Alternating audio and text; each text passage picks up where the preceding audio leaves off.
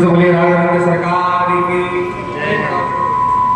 राम जी ने सर लाया, हाँ तो सखियां राम जी को गाली गाने लगे।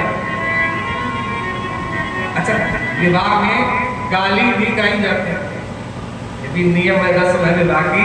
राम जी के विवाह में भी गालियां गाई, सखियों ने राम जी को गाली दी। अच्छा, सबसे ज्यादा गाली किसे दी जाती है विवाह में? सबसे ज्यादा गाली किसे मिलती है? हमारे समझ को दूल्हा को ही ज्यादा दी जाती है। तो सखियां राम जी को गाली गाने लगे। लक्ष्मण जी वही खड़े थे, लक्ष्मण से कहा तुम याद क्या किया, तुम्हारे यहाँ क्या काम, अब काहे को यहाँ खड़े हो? हाँ, लक्ष्मण को सखियों ने हटा दिया। अब राम जी को घेर के खड़ी हो गई तो सखियां कहने लगी,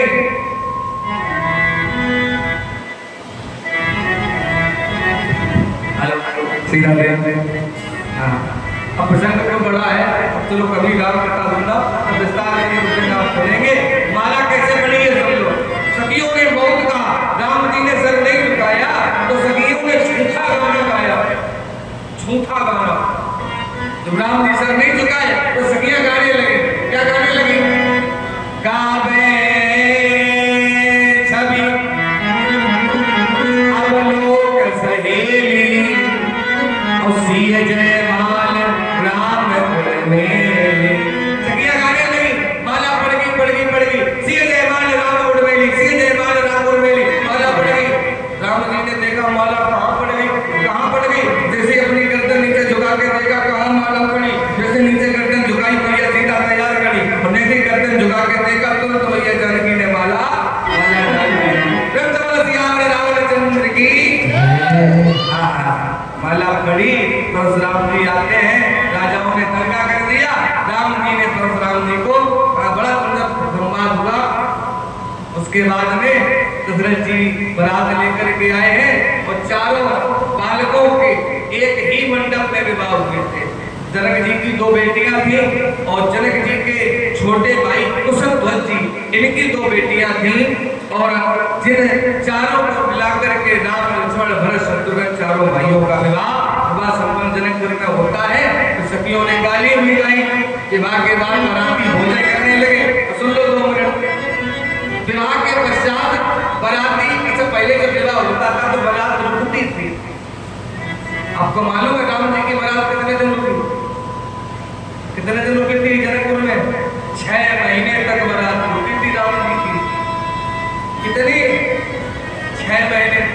अच्छा, यहाँ तो बूढ़ी माताएं बैठी है, इनको भी पता होगा एक समय था बारात जब आती थी तो 2-2, 3-3, 4-4 दिन तक रुकती थी साथ। ये नियम था।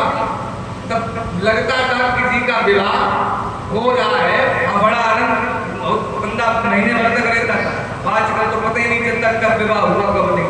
हम लोग गलत कहते मेरी बेटी की बारात आ रही, बारात नहीं आती, डाका डालने वाले आते।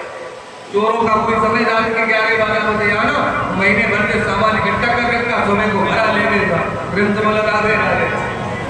कोई संपर्क होता था, कौन लड़के का चाचा है, मौसा है, फूफा है, कौन क्या है, कोई जान पहचान नहीं था। हाँ, विवाह हो जाएंगे।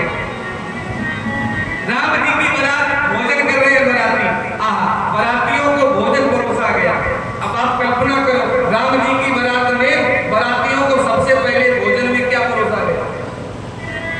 क्या परोसा गया? रामचरितमानस में लिखा है, बाराती जैसे ही भोजन करने के लिए बैठे तो जनकपुर में बारातियों को सबसे पहले भोजन परोसा गया। कौन सा भोजन परोसा गया? सुनो।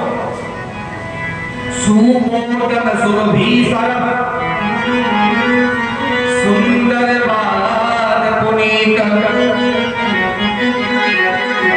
सुपोतन सुरभि अरभ। सुपोतन माने जानते? राम जी की बारात में बारातियों को क्या भोजन खिलाया गया? दाल और चावल।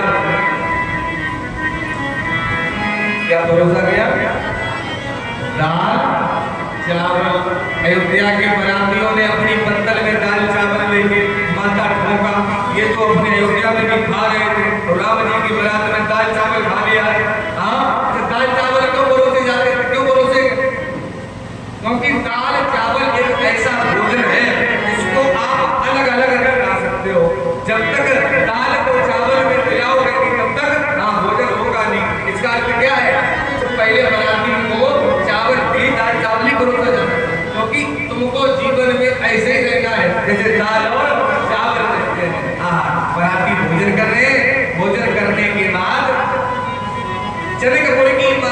ढोलकी पकड़े और ढोलकी लेके बरातियों को तालियां बाजी।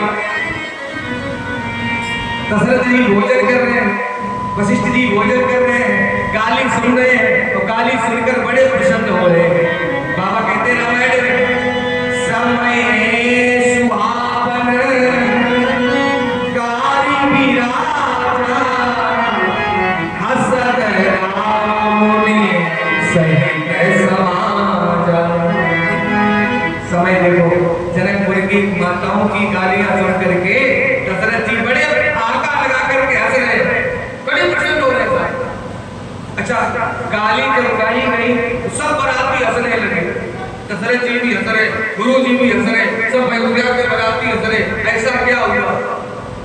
एक घटना घटी, ऐसी घटना घटी जिसको देख करके